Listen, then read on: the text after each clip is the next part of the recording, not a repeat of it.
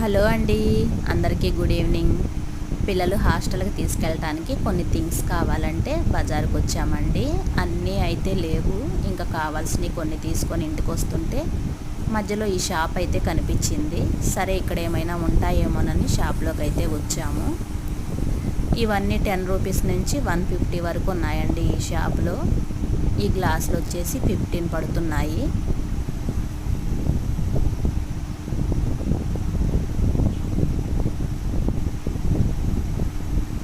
$10, $15, $30, $50, $60 అలా ఐటమ్ని బట్టి ఉన్నాయండి కాస్ట్ అయితే. ఐటమ్ అయితే బాగానే ఉన్నాయి అన్నీ.